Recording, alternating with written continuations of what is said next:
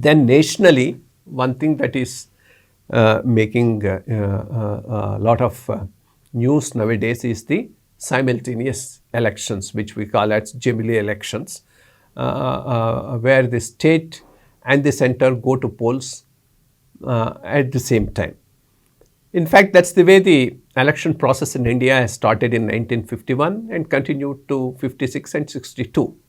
After 62, slowly, as far as the states are concerned, a lot of instability came. Till 62, almost all for a decade, it was Congress rule everywhere. There was a lot of stability. 5 years, the chief ministers were not changed, or even in case they were changed within the same party, somebody else has taken over, but there was no dissolution of the assembly or the parliament. So things went on well.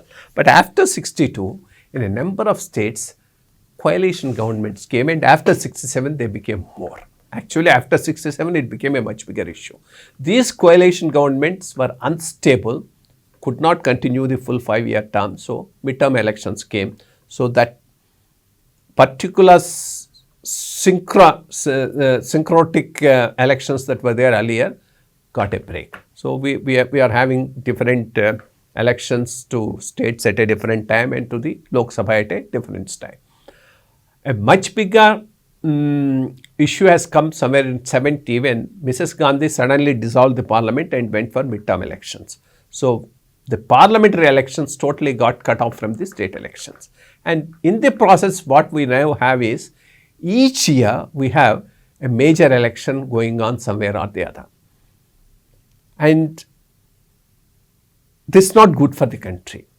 And it's always better to have simultaneous elections in the larger interests of the country for two reasons. I would put these two reasons as the most important one to go in for simultaneous elections. Some people keep saying about cost. Cost I don't think is a major issue. I mean, if cost is the only issue, you can forget and go ahead with these elections as they are scheduled and have an election each year, because after all, in terms of a economy of India's size, the cost of conducting elections hardly matter. But there are two other important reasons why we need to have simultaneous elections.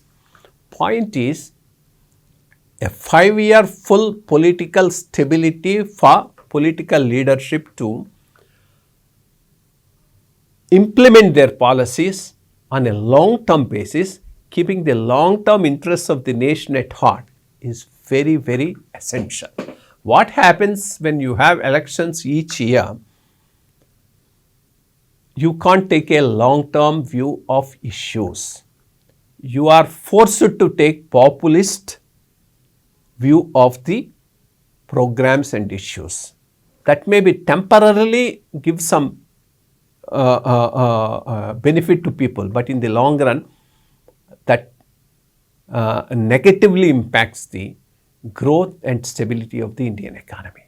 If you don't want this to happen, if you want the political leadership to take a long-term view of the state finances or the central finances and plan for projects, then simultaneous elections are essential.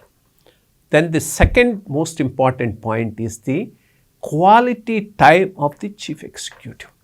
The Prime Minister is the chief executive of the country. Chief Minister is the chief executive of the state. They are very, very busy. Their time matters, and they need to give quality time for planning, implementing programs for the good of the state, for the good of the country. But when you have elections every year, substantial portion of the time of the Prime Minister is taken away in electioneering. After all, he is a party man and his party has to win.